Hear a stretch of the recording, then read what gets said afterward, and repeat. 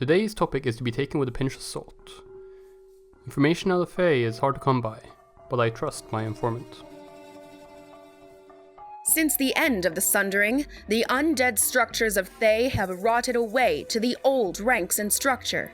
While Saz Tam is still very much a captain of this ship, the old hierarchy of Thay has returned to its full form.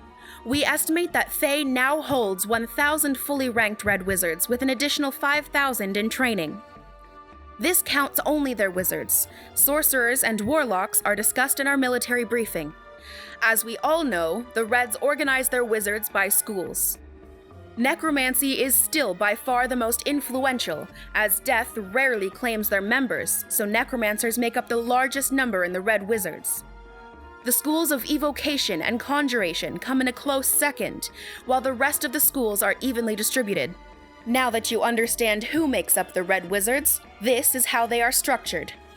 Each school is run by a Zolkir, the most powerful artisan of their school, and they can command anyone below them. They are also usually in charge of an army, but more on that in our military briefing. Below the Zolkirs are the Voskirs, charged with leading major projects and given close to unlimited power to discover any new and powerful magic. You will seldom find more than 2 or 3 Voskirs in a school, and all of them will be found very close to the Zolkir. Ulukirs are below the Voskirs and the managers of the hierarchy. They are tasked with staffing the enclaves, providing the rotations of wizards to maintain the weather, and any other task that requires an organized mind. An estimated 10 to 15 Ulukirs are expected to exist in each school. Thraskirs are below the Ulukirs and act as judges. They are the arbitrators of the law and will hand out judgment to wizards below them. They also preside over any disputes outside of the Red Wizard hierarchy when the Crimson Courts cannot find a suitable solution. This is rarely a good idea for either party in a dispute. As bad as things can go in the Crimson Court, they seldom get any better when a Thraskir needs to intervene. Below the judges, we find the Nishkirs. Some may assume they are the paper pushers, but that is not so. The Nishkirs, named after the magic-eating Nishru, are the monster hunters of the Red Wizards. Authorized to study everything that moves, they gather any valuable information on the magical creatures of the realms. The Drac Skiers are below them in authority, but are more or less equal to the Nishkirs.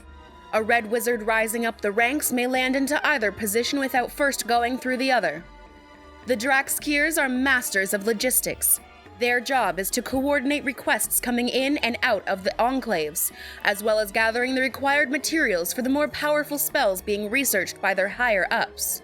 Components, gems, sacrifices, and whatever needs gathering, the Drac Skiers should know where to find it. After them, we have the Barrakirs.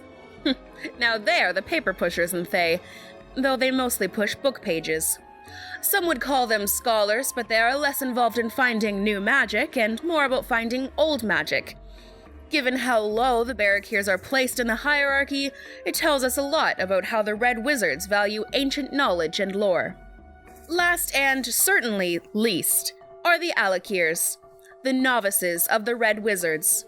They have made it into the ranks, and that's just about it. Until their master says they are ready to move up, they are simply the lackeys to any higher wizard who demands their service. Aleck Ears could be sent anywhere to do almost any deed, but they still hold more value than most expendable goods in Thayan society, so it is more likely that they'll be sent off to complete a dull mission rather than a dangerous one.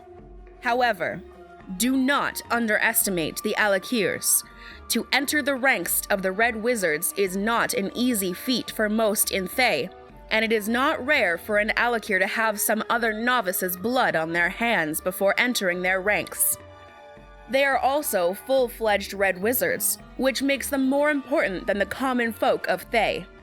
When addressing a Red Wizard, the word Dayron or Dayroness is a safe bet. This is a noble address, as all Red Wizards are nobles. If a Red Wizard is also a Tharchion, then it's wise to recognize that as well. And the same thing goes for the ruler of an enclave, a Kazark. The Cabals have a couple of positions within them that you might need to know. The leaders are called Zardeks, and their second in command is a Jaranan. Some Red Wizards insist on being addressed by their specific rank, but if there is no way for you to figure out what that is, the generic honorific for a Red Wizard is Ralkir. Keep an eye out for any heralds at events or in the high districts, as their preferred prefix will be known there.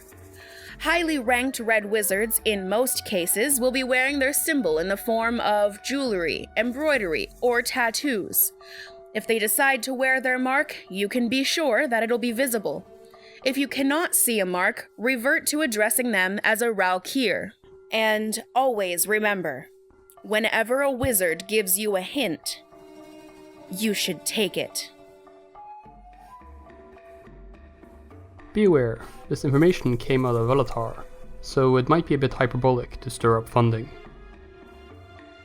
In the coming weeks we will investigate some new topics. They would not normally fit into our talks, but I hope you will stay with us while we explore these new ideas. As always, follow the word of Ogma, and like, share, subscribe.